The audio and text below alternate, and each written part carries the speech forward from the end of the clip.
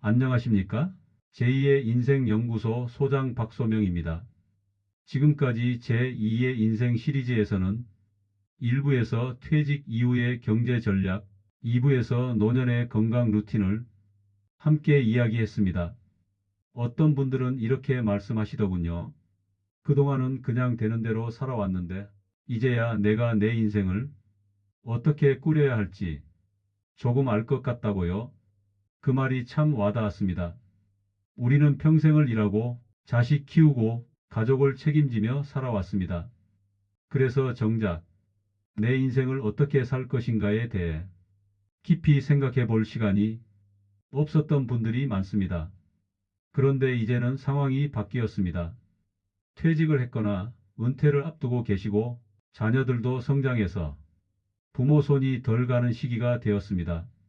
그리고 문득 거울 앞에 선 자신을 바라보며 이런 생각이 듭니다. 이제 남은 삶을 어떻게 살아야 할까? 여러분, 인생의 이막은 단순히 노후를 견디는 시간이 아닙니다. 그건 오히려 진짜 나로 살아가는 시간입니다. 다만 이 시간을 제대로 살기 위해서는 돈과 건강만으로는 절대 부족합니다. 오늘 3부에서는 관계와 소속감이라는 주제를 이야기할 겁니다. 사람은 혼자 살아갈 수 없습니다. 아무리 돈이 많아도 아무리 건강해도 사람 사이에 온기가 없으면 외로움이라는 감옥에 갇히게 됩니다. 실제로 많은 분들이 은퇴 이후 겪는 가장 큰 고통은 돈이 부족한 삶이 아니라 내 존재가 잊히는 삶입니다.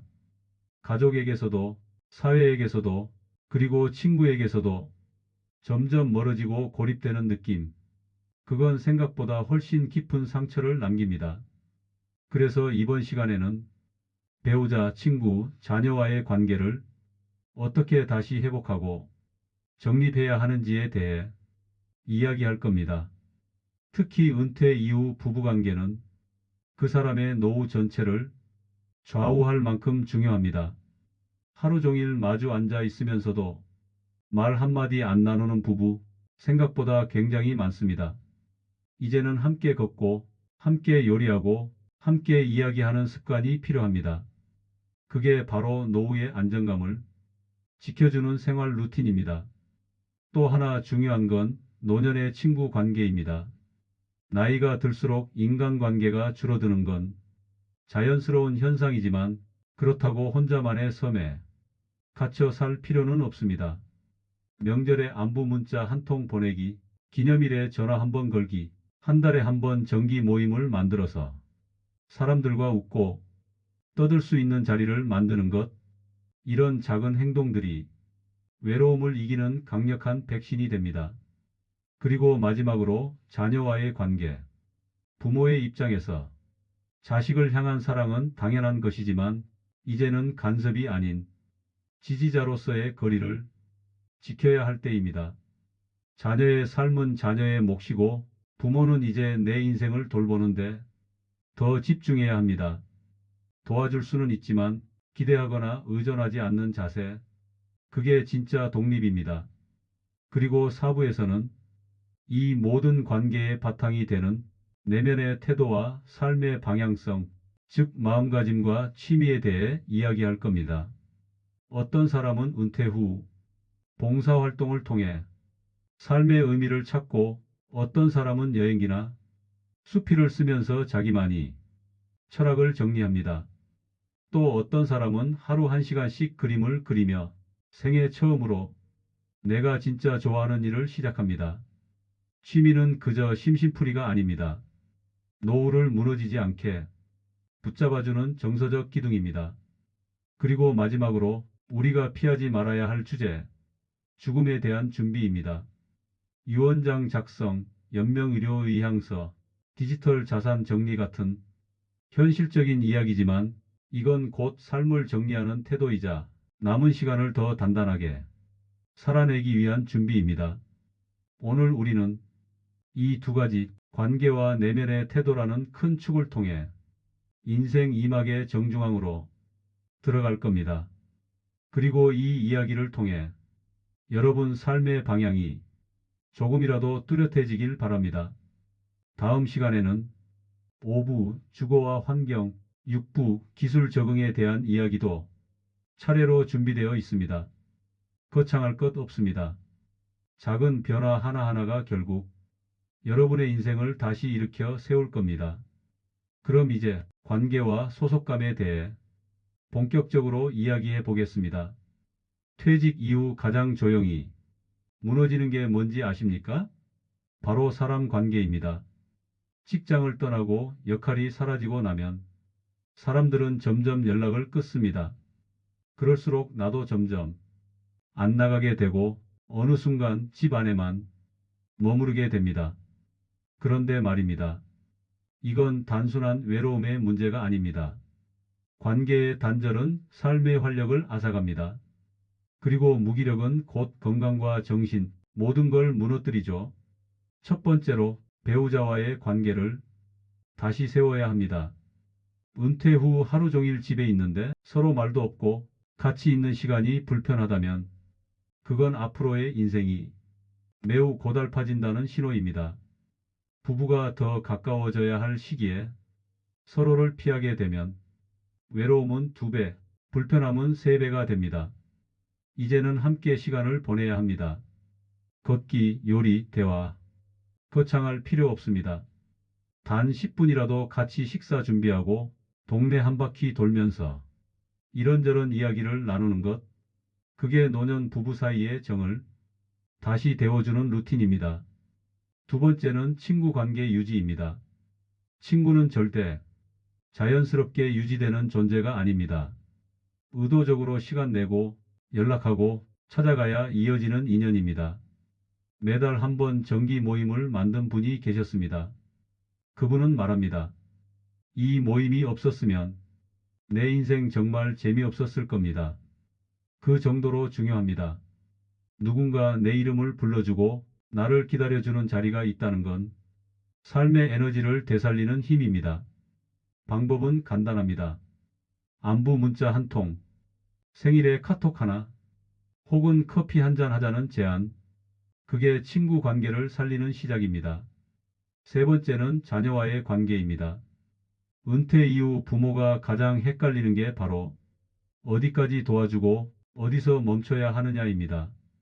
지금까지는 자녀 인생에 참여하고 챙기고 때로는 간섭도 했지만 이제는 한 발짝 물러날 때입니다.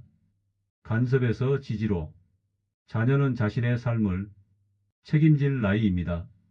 부모는 이제 자신의 인생을 돌볼 차례입니다. 도와줄 수는 있습니다. 하지만 기대하지 마십시오. 그리고 너무 많은 걸 바라지도 마십시오. 내가 내 삶을 주도하는 것, 그게 자녀와의 건강한 거리이고 진짜 어른 부모가 되는 법입니다. 관계는 그 자체가 나의 삶을 비추는 거울입니다.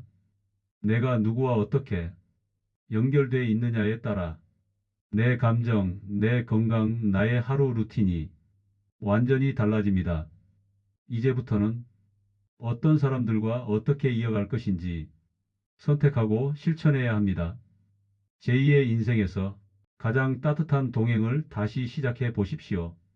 서울 강북에 사는 68세 김재현 씨는 30년 넘게 대기업에 근무하다 퇴직하고 나서는 하루 종일 집에서 TV만 보고 계셨습니다.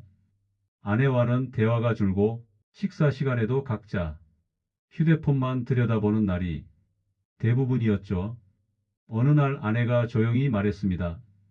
우리 이렇게 살다 죽겠네. 그 말을 계기로 두 사람은 아침마다 함께 걷기로 했습니다. 동네 공원 한 바퀴 단 20분. 처음엔 어색했지만 점점 예전처럼 웃으며 이야기를 나누게 됐습니다. 지금은 산책 후 같이 밥 준비하기까지 하루의 루틴이 됐죠. 부부 관계는 이렇게 아주 작은 시도로 회복될 수 있습니다. 대단한 게 필요한 게 아닙니다. 함께 움직이고, 함께 먹고, 함께 말하는 것, 그게 다시 부부가 되는 길입니다.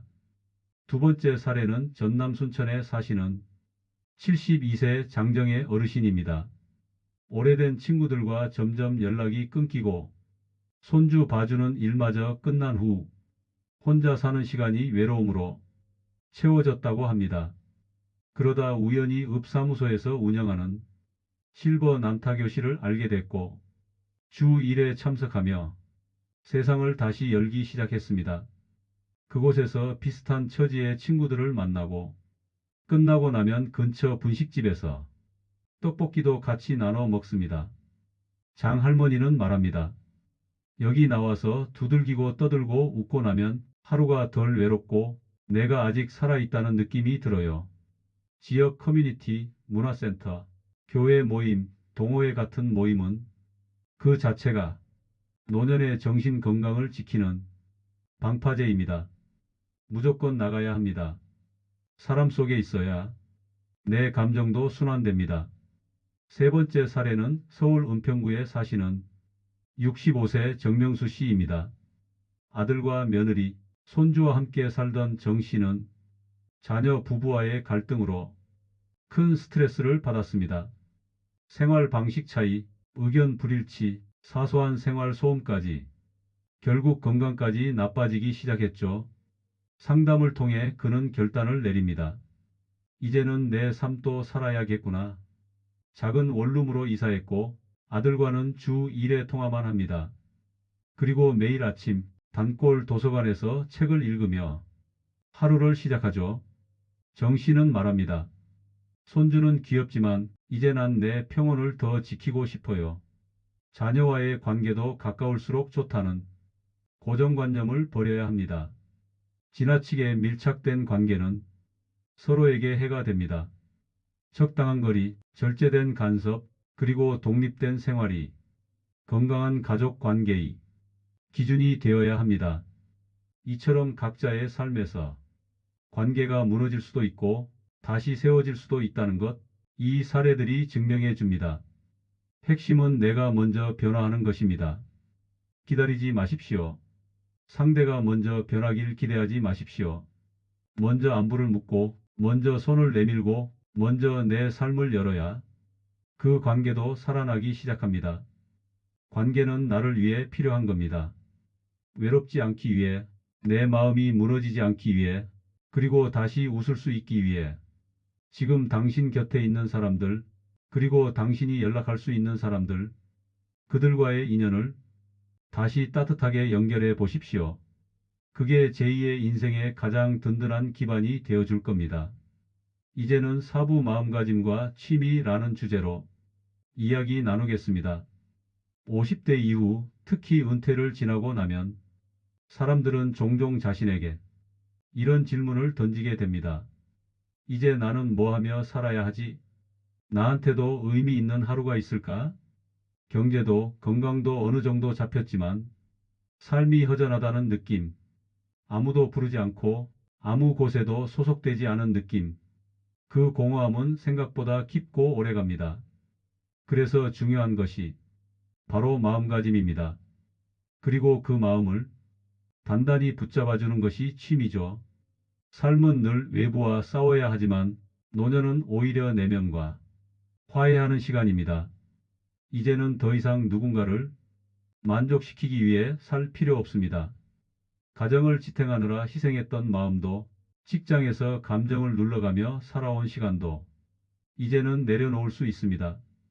그리고 묻는 겁니다. 나는 지금부터 어떤 사람으로 살고 싶은가? 이 질문에 답을 찾아가는 과정, 그게 제2의 인생의 방향이 됩니다. 누군가는 봉사활동을 통해 그 답을 찾습니다. 지역 경로당에서 밥 짓는 일, 초등학교에서 그림 그려주는 자원봉사, 홀몸 어르신에게 주 1회 말벗 되어주는 일, 작지만 분명한 보람을 느끼죠. 또 어떤 분은 글을 씁니다. 매일 일기를 쓰고 젊은 시절을 되돌아보며 수필을 쓰고 자신만의 철학을 짧게라도 정리해 보는 겁니다. 그게 블로그가 될 수도 있고 손주에게 전해줄 작은 책 한 권이 될 수도 있습니다. 그리고 또 하나, 쌓이는 취미를 갖는 게 중요합니다. TV 보는 취미, 잠자는 습관은 시간을 없애는 데는 좋지만 내 삶을 쌓아주는 취미는 아닙니다. 반면에 그림을 배우면 하루하루 그림이 쌓입니다. 글을 쓰면 글이 쌓이고 악기를 연주하면 감정이 쌓입니다. 그렇게 쌓인 것들이 나는 지금도 성장 중이다라는 감각을 줍니다. 한 분은 퇴직 후에 유튜브를 시작했습니다. 처음에는 스마트폰 켜는 것도 어려워했지만 자신의 반려식물을 키우는 영상을 매주 올리면서 지금은 구독자도 생기고 이웃들과 댓글로 소통하며 자존감도 올라갔다고 하더군요. 그리고 꼭 짚고 넘어가야 할 마지막 주제, 죽음에 대한 준비입니다. 누군가에겐 무겁고 꺼림칙한 이야기일 수 있지만 이건 현실입니다. 그리고 꼭 준비해야 할 과정입니다. 유언장 작성, 사전 연명 의료 의향서, 디지털 자산 정리. 이건 죽음을 준비하는 것이 아니라 남은 삶을 단정하게 살아가기 위한 마무리 의식입니다. 죽음을 제대로 준비한 사람만이 삶을 온전히 누릴 수 있습니다. 나는 이제 편안하다. 정리할 것 다 했으니 오늘 하루도 감사하다. 이런 마음가짐이 생기면 오히려 삶이 더 단단해집니다. 제2의 인생에서 가장 중요한 건 남들과의 경쟁이 아닙니다. 어제의 나보다 조금 더 나은 내가 되는 것, 그게 진짜 성공입니다. 마음가짐은 방향을 잡아주고 취미는 그 길을 끝까지 걸어갈 힘을 줍니다. 이제는 시간도 자유도 선택도 모두 내 손에 있는 인생. 이제 진짜 나로 살아갈 시간입니다. 대전에서 만난 한 분이 계십니다. 72세의 박정식 어르신. 퇴직 후엔 아침에 눈 떠도 무얼 해야 할지 몰라 침대에 누워있던 시간이 더 길었다고 합니다. 딱히 하고 싶은 게 없더라고요. 자식들은 각자 바쁘고 아내도 말이 점점 줄고 그냥 내가 이 세상에서 빠져도 티도 안 나겠구나 싶었죠. 그런데요, 어느 날 공원 벤치에 앉아있던 중 기타를 치는 한 노인을 보고 뭔가 꽂혔어요.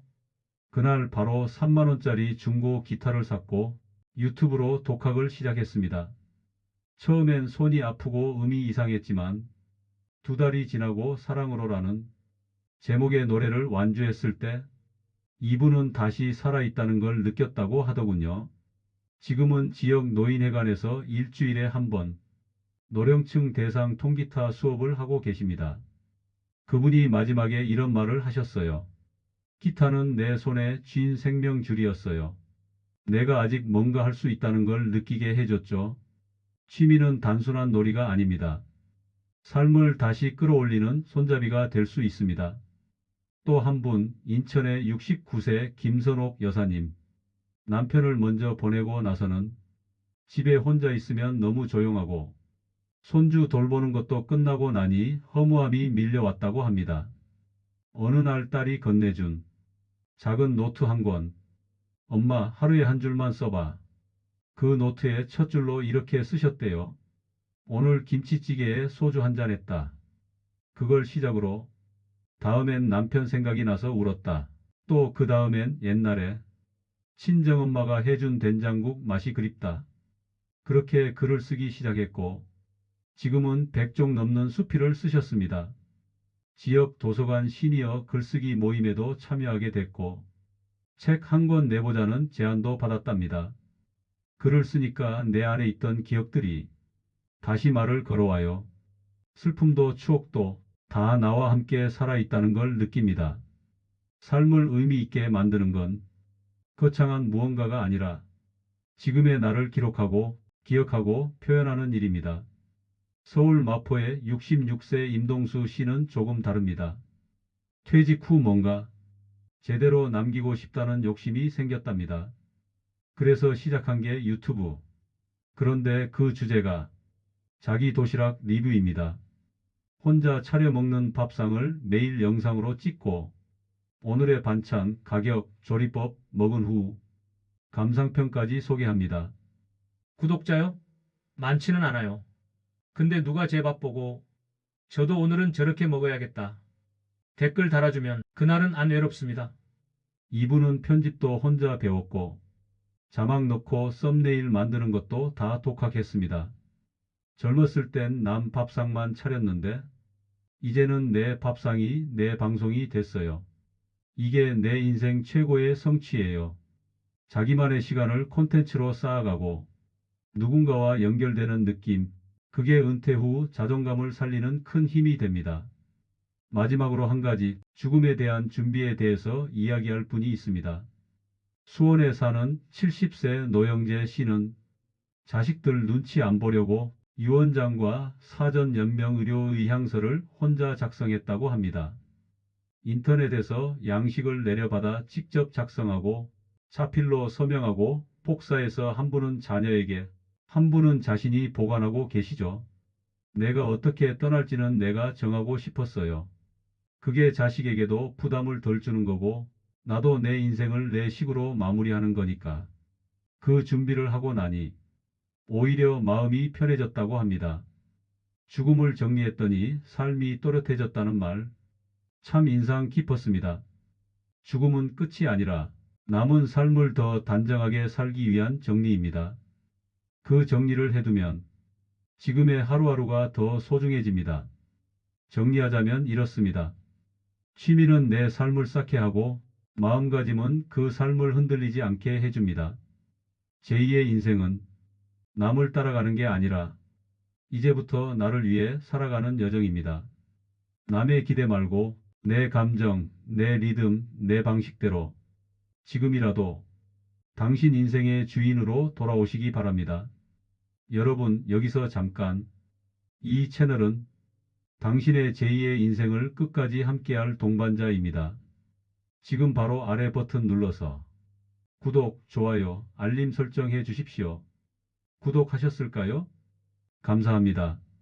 구독과 좋아요는 영상 제작에 큰 힘이 됩니다. 이제 오늘 이야기를 정리해 보겠습니다. 3부에서는 관계와 소속감에 대해 말씀드렸습니다.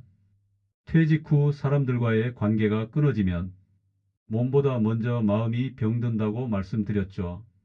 배우자와의 관계는 단순한 동거가 아닌 인생 동반자로 다시 연결되어야 하고 친구는 의도적으로 연결을 이어가야 하며 자녀와는 간섭 대신 지지, 기대 대신 독립된 거리를 유지해야 한다는 점. 이게 바로 노년의 관계를 건강하게 만드는 방식입니다. 관계는 선택입니다. 내가 맺고 싶은 관계를 내가 먼저 만들어 가야 합니다. 그리고 4부에서는 마음가짐과 취미, 즉 나답게 살아가는 법에 대해 이야기했습니다. 삶의 의미는 거창한 성공이나 대단한 목표가 아닙니다. 오늘 내가 뭘 느끼고 무엇을 기록하며 어떻게 시간을 보내느냐에 달려 있습니다. 기타를 배우는 노인, 자기 도시락을 찍는 시니어 유튜버, 매일 일기를 쓰는 할머니, 그분들이 우리에게 알려주는 건 단 하나입니다. 나는 여전히 살아있고 지금도 쌓이고 있다. 그 마음이 바로 우리가 이 시대를 당당히 살아갈 수 있는 힘입니다. 그리고 누구도 피할 수 없는 마지막 이야기, 죽음에 대한 준비도 말씀드렸습니다. 죽음을 준비한다는 건 삶을 포기하는 게 아니라 남은 삶을 더 단단하게 정리하고 살아내겠다는 다짐입니다. 여러분, 제2의 인생은 돈이나 건강만 챙긴다고 완성되지 않습니다. 관계와 마음, 이 두 가지가 단단히 서 있어야 나머지도 제대로 굴러갑니다. 지금부터는 더 이상 남이 정한 인생이 아니라 내가 설계하는 인생으로 방향을 바꿔야 할 때입니다. 누구에게도 휘둘리지 않고 나에게 꼭 맞는 삶을 천천히 그러나 분명하게 그려나가야 합니다. 오늘 이 영상을 보고 나서 단 한 가지라도 실천해 보세요. 안부 문자 하나, 취미 시간 30분, 하루 한 줄 기록이라도 좋습니다. 그 작은 실천이 당신의 인생 이막을 완전히 바꿔놓을 겁니다. 다음 시간에는 5부 주거와 환경 편에서 살기 좋은 집, 줄여야 할 집, 실버타운과 전원생활, 주거비를 절약하는 현실적인 팁까지 알려드릴 예정이고 6부에서는 기술 적응 편으로 60대 이후에도 배워야 할 스마트폰, 유튜브, AI 활용법까지 디지털 격차에서 뒤처지지 않는 비결을 알려드릴 겁니다. 절대 놓치지 마세요. 다음 영상도 지금 이 자리에서 꼭 함께 하셔야 할 이유가 분명합니다. 마지막으로 다시 한번 말씀드립니다. 이 채널은 당신의 인생 2막을 함께 걷고자 만든 공간입니다. 지금 바로 구독 눌러주시고 좋아요도 한번 눌러주시고 알림 설정도 잊지 마시고요. 그래야 다음 영상에서 또 바로 뵐 수 있으니까요. 지금까지 제2의 인생연구소 박소명이었습니다. 당신의 인생 후반전, 지금부터가 진짜입니다. 감사합니다.